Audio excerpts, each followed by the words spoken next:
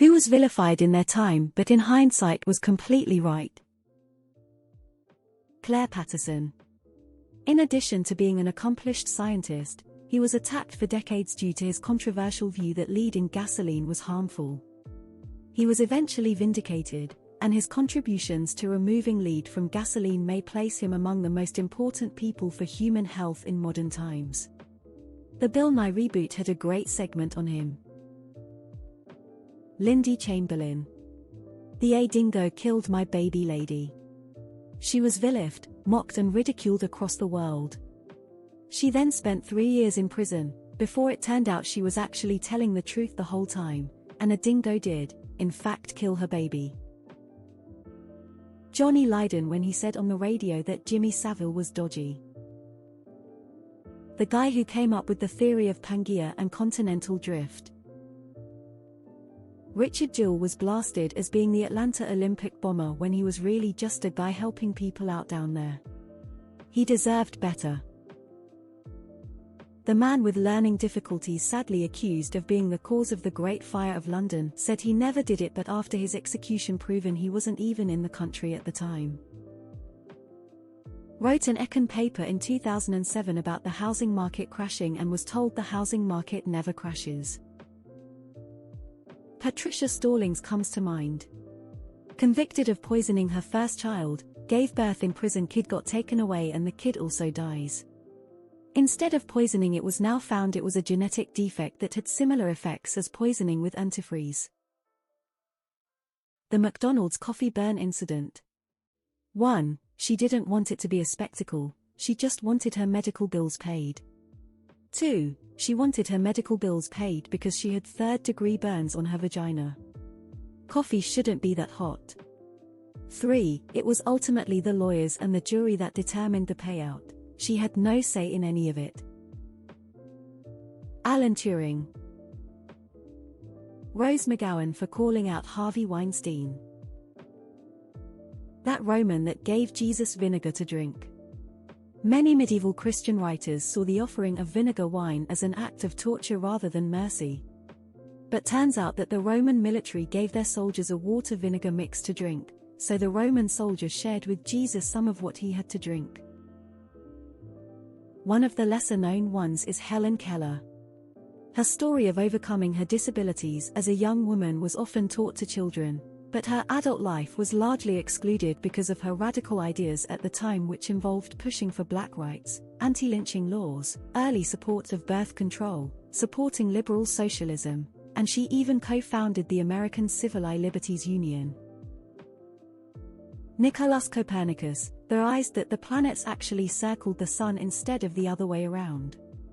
The church initially accepted heliocentricity but banned his views in 1600s. Jon Snow. He tried to remove the handle of a water pump in London that was drawing its water downstream from a sewage pipe. People who drew water from the pump caught cholera. William H. Seward arranged the purchase of the Alaska Territory from Russia for $7 million. The media and politicians of the era termed it Seward's Folly, Seward's Icebox, and President Andrew Johnson's Polar Bear Garden.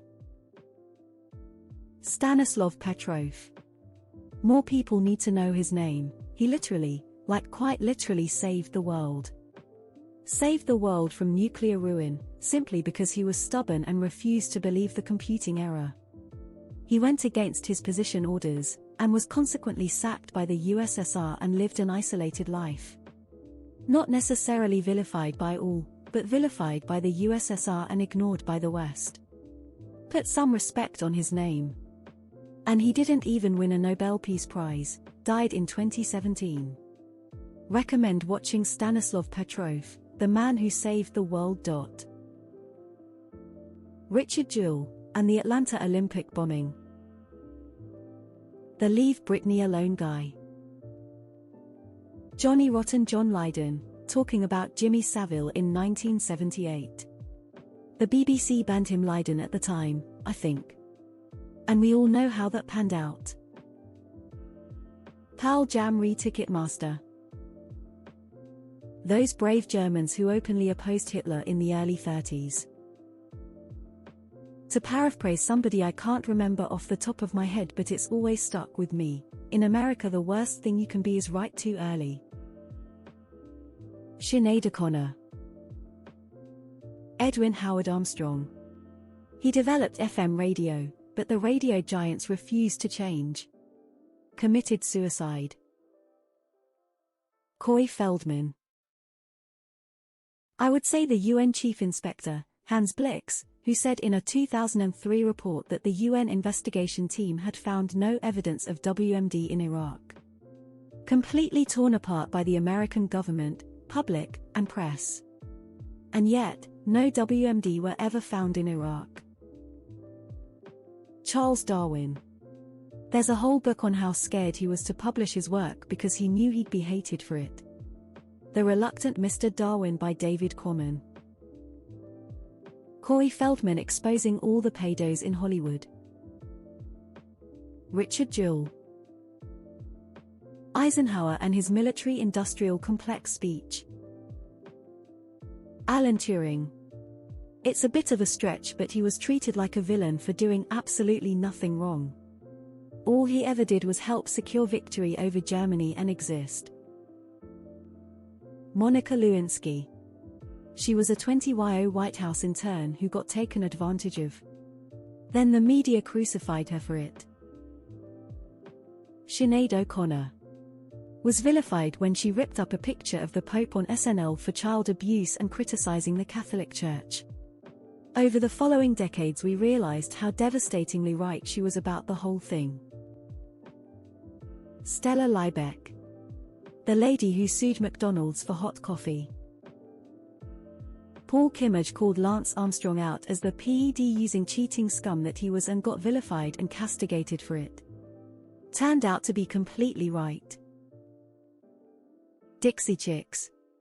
They were against the 2003 invasion of Iraq, and publicly said so. They were effectively cancelled by the right as a result. Turns out they were correct, there were no weapons of mass destruction. The invasion was concocted so Bush could be seen as striking back for 9/11, which won him re-election in 2004. John Brown. Abolitionists. Remember when people thought Marie Curie's work was too dangerous? Now we can't imagine medicine and technology without her discoveries. Lindy Chamberlain, the dingo ate my baby woman. Turns out a dingo really did kill baby Azaria. Courtney Love. Edward Snowden was infamously branded a traitor by the US government for leaking things like PRISM, after the American people had long suspected the government had been spying on them for years since the days of Patriot Act. He was just simply the confirmation of all of our suspicions. Dominique de Villepin. He was the French minister that opposed the US's invasion of Iraq with a speech in front of the UN, point out that the presence of WMD was a false pretext. That resulted in the French bashing, some of which still exists, the French surrender jokes. He was absolutely right. Edit: I know the French surrender jokes predate that, but that French bashing gave them a new dimension. Chris Crocker. He was right about Britney all along. Mitt Romney during his presidential run said Putin was the biggest threat. Charles B. McVeigh, the captain of the USS Indianapolis at the time it was sunk. Scapegoated and blamed for the tragedy because the Navy totally shit the bed left and right and needed a fall guy. He was exonerated decades after taking his own life. Corey Feldman. Jimmy Carter. He was right about promoting energy independence and transitioning from usage away from fossil fuels to cleaner forms of energy, and he was a former nuclear engineer as well. His stance back in the 70s holds up extremely well, especially in this day and age. Monica Lewinsky. Marie Thorpe, who drew a map that would help validate the theory of plate tectonics in 1953. Her colleague dismissed it as girl talk for over a year. But when the evidence seemed to point to the map being correct, He published the map under his own name, and Thorpe's contribution was ignored by both Columbia University, where she worked, and the greater geological community. Hugh Thompson, the pilot who stopped the My Lai massacre.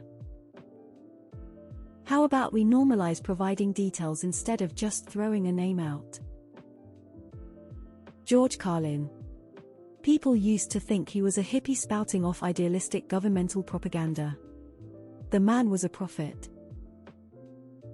Paul Rubens. What else is the adult movie theater for? They weren't exactly vilified, but they were ignored. The majority of the survivors of the Titanic were women and children, and they saw the ship break in half during the sinking. They told people this, and it still wasn't widely accepted as the truth until 1985, when they found it in two. Anita Hill.